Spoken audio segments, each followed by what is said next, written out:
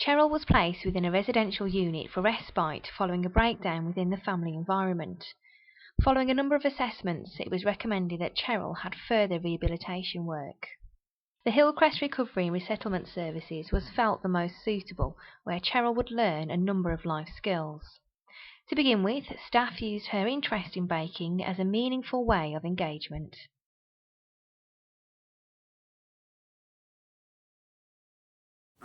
I was nervous at first, then I moved in and I got Carol in and staff.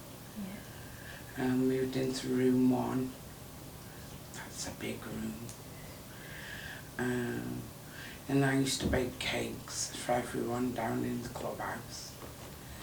And then after a while I moved in, I worked into the kitchen, and that gives me loads of confidence. And then I moved into my own place, and now I've been there 3 years. That's supported accommodation, and hopefully moving into my own proper home. It's made me more confident, and I'm able to talk to people and work with people now. Because before I wouldn't, I just used to bake cakes and then run upstairs again. Before I moved in Hillcrest in the care home, I went to 24/7 as a day thing, and I got to know people there. And then I came here, and I'm perfect now.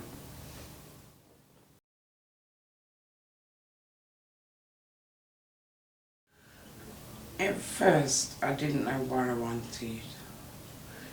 And then Carolyn came and I cooked a meal at the Hollies, and she was surprised because I could use 2 kitchens for 1 meal. So I could cook, so that wasn't a problem. The problem was not understanding people and talking to people. You write down how you feel every day, and then you look back, and when you're ill, when you're well, you look back and see how you become out, you're ill, and what triggers it, and then that helps you to get better again.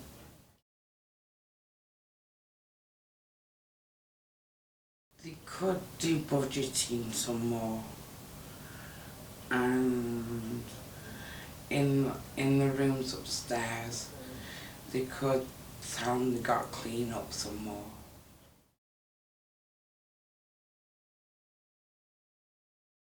I don't feel like I need as much support as I did. It helped me to grow up, be responsible for me, and help me to look at other things. I can still come up and see anybody when I want, so that's good.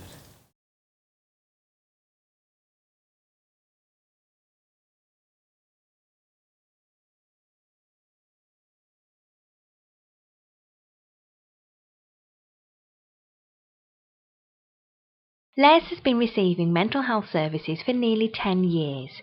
After being supported as an inpatient at Harplands Hospital, he then transferred to the rehabilitation ward, Ward 5. Eventually, Les was placed at Somers View, where he was supported in his rehabilitation and then progressed to supported accommodation based at Hillcrest. During this time, Les was supported by the community psychiatric nurse team.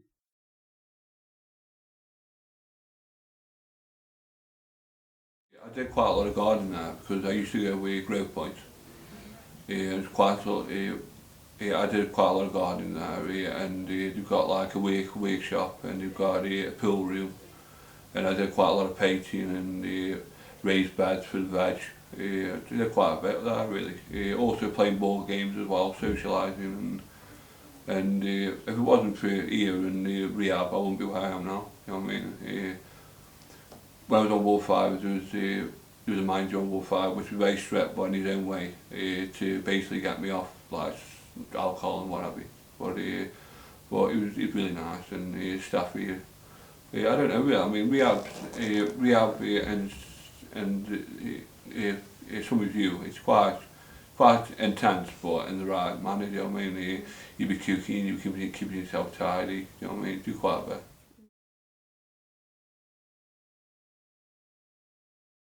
Basically, we did it step by step. I didn't move any straight away.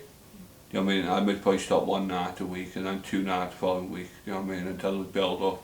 But I tried to live in shared accommodation quite a few times, but it just never worked for me. And when I got the place down the hallway, I got like my own kitchen and bedroom and stuff, so I got my own kitchen so I can cook and keep tidy. Because when you share, a lot of people aren't as, you know what I mean, aren't as hygienic as me, like, you know what I mean. And but I thought it was brilliant. The room was, you'd be able to cook yourself, you can keep it tidy, you can, you know what I mean, you've got a bedroom, living room and ensuite and stuff, so it's really nice.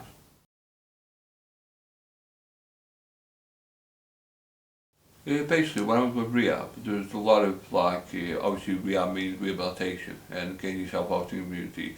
Before I moved here, I gained every skill. Like, I was cooking for all the patients, all the staff. You're talking like maybe, I mean, this is when I first on Ward 5 rehab, I cooked for, I bet there must have been about like maybe 18, 20 lads and also the staff, because obviously it was a bigger unit than some of you. But when I moved from rehab to some of you, it was more sociable than going out and going to the pub and having a meal or going to play pool, you know what I mean, anything like that. It's basically, I couldn't ask for, you know what I mean, from Ward 5 to some of you to here and then my own flat. I was in hospital for a long time. I was in hospital for quite a while, and I was here for a year and a half, where I gained more skills. And when I went up to some of you, it's more like a respite, even though it's run by rehab and it's run by NHS. But well, I couldn't ask for anything really, any better really. Well, my next step is I'm actually trying, even though, because when I left school I suffered with like mental health problems and also with dyslexia as well from a young age, and I'm hoping to get my driving test done next. That's what my main thing is. And then if I can get a car, then maybe in the future I might probably want to get myself back into work, and maybe in the future you never know, do you? Yeah.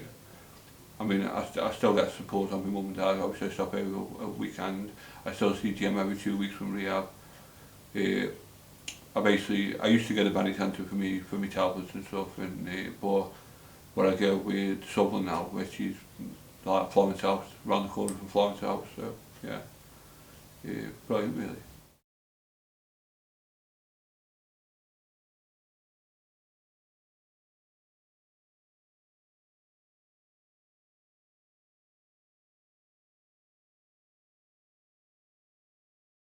Phil is the father and carer of Les. He described how he went from being bewildered, confused and scared for his son to developing understanding and feeling supported by staff in the team. He also gained and continues to gain support through Partners in Recovery, a group set up and managed by carers with the support of staff. The group raised £2,000 to fund 2 short breaks in Blackpool. They are a registered charity and continue to raise funds.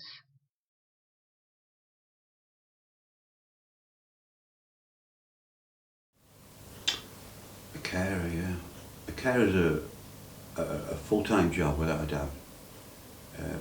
I feel to get the benefit out of anything really, you've got to put a few hours in, a huge amount. Almost 7 days a week. Early doors, if you like, was 7 days a week. Oh, I don't know, 52 weeks a year in, year out. You're just supporting your relative, whoever that may be, the likes of my son, and that's how it was. And it drains you quite a bit. Primarily, I'm a father first, and always will be. And there's no difference really. They mean the same thing. I would do the same anyway. It's just a name. Whether you get a father, a carer, or whatever. They're the same thing, exactly.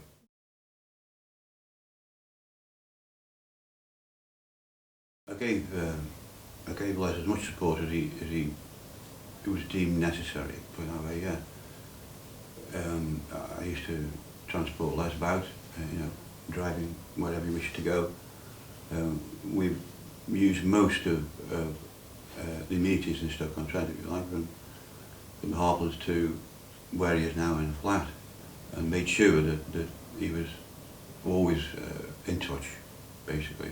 I think if you keep in touch, and it's a very important thing, really, and then you can always assist, or I know somebody that could assist if I wasn't there, so I think that's pretty good, really. We meet frequently here at Hillcrest, and I'm chairman and treasurer of the group, and it works exceptionally well, it really does. I'm really proud of what we've done now, because what we do, we give the people, service users, whoever they may be, what shall we say, we move them from one environment to another, if you like, and we just have a weekend in Blackpool. We've done it twice now, and we basically self-finance ourselves at the minute. We work together. It's something that I really wanted to do, without a doubt. Shall we say, I drive myself, which is how I've always been, if you like. And anything I can do, I will help, because I think perhaps I should, that's all. It helps. I feel a strength when I can help someone else. I've always been that way, so that's the way it helps me. If I can help someone, then the group is going to be okay, I think.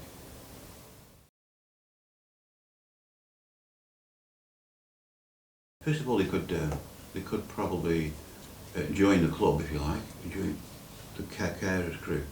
And what's discussed is kept within the group. It doesn't go anywhere. And what happens is people open up, basically. If it's secure and safe, and they can talk about whatever they wish to talk about, they become a little freer, and it relaxes them, and they can learn off other carers in the group. But it's the closeness, almost like a family. It really works. It really does work, yeah. But I think the carers group has helped, because Les is similar to myself. He likes people he knows and trusts, and he will always help. He will always be in there and assisting, and so yeah, it's been a massive help. It really has been a big help, and he gets strength from that. And obviously from strength comes confidence. So before you know where you are, you're on the right route, and so it has helped immensely.